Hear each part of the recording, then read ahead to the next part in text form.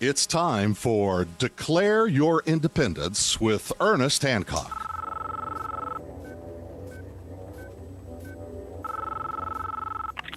I know you're out there. I can feel you now. I know that you're afraid. You're afraid of us. You're afraid of change. I don't know the future. I didn't come here to tell you how this is going to end. I came here to tell you how it's going to begin. I'm going to hang up this phone, and then I'm going to show these people what you don't want them to see. I'm going to show them a world without you. A world without rules and controls, without borders or boundaries. A world where anything is possible. Where we go from there is a choice I leave to you.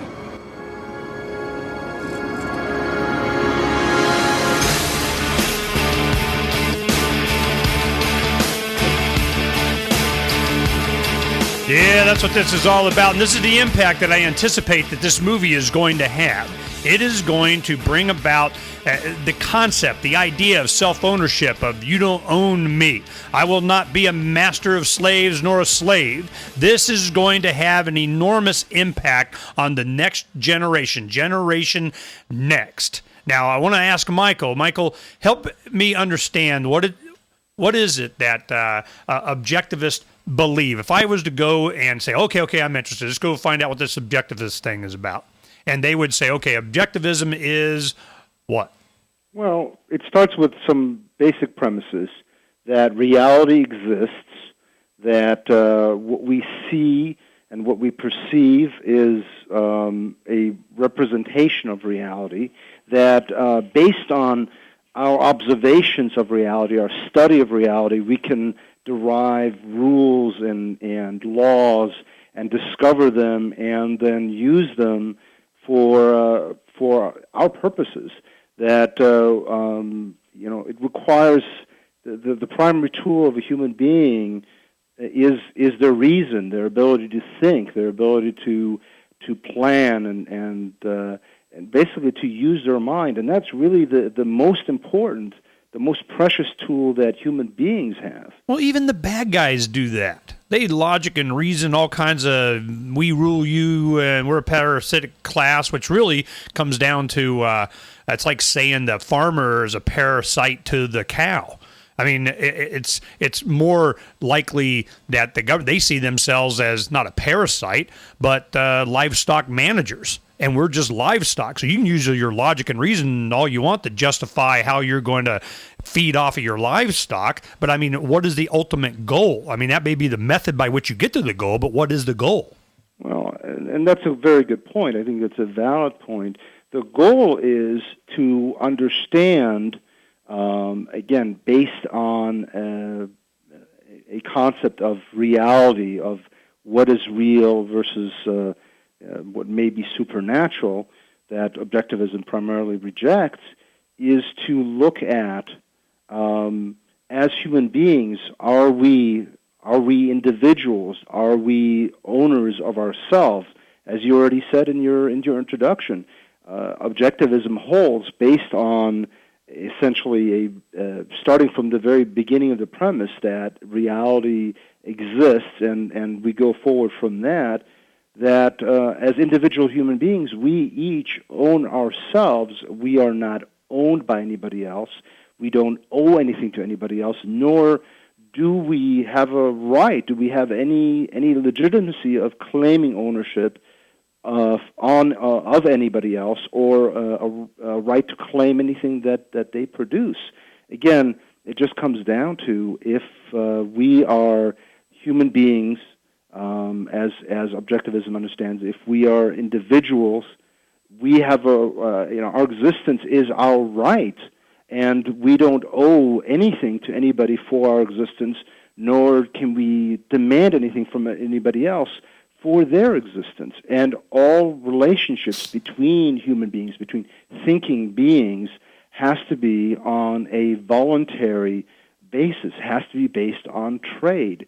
And this is where the logic of the people that are, the government people, that breaks down. Because at the end of the day, it's, their logic Their reason is you will do or you will die. That's what their logic is. Okay. The impact of that philosophy being hopefully accurately portrayed in the movie version of Ayn Rand's book, Atlas Shrugged. The bad guys, they don't want this being promoted. They sure as heck didn't want it to be made. And it looks like they, did a good job of the trailers I've seen. It's a quality production. And they're not getting the big, giant release AMC, Universal, Paramount Theater kind of thing, but it looks like it may be a sleeper, and certainly it has a market. And we were able to convince them to bring it here to Phoenix. And I'm wondering what kind of a cultural impact it's going to have, or do you even feel or know of the opposition in the media and the mainstream media, the media that's so last century, are already preparing an assault? Or are they just, we're just not going to talk about it? I mean, what do you anticipate is going to happen? Again, I think the typical response of the media and the elites that are beholden to a system where force is a valid, they believe is a valid way to engage other human beings. Well, their typical response would be to poo-poo it, to belittle it, to do what they can to make people think that that these concepts are silly. The idea that human beings should only relate to one another on a voluntary basis, that we shouldn't force people to do these things that are these lofty goals that they always claim that they're doing it for the children and for freedom and for democracy and all these other things. Again, it goes right back to the heart of the concepts and the clash of concepts here. The concept ultimately within objectivism is that you own your life.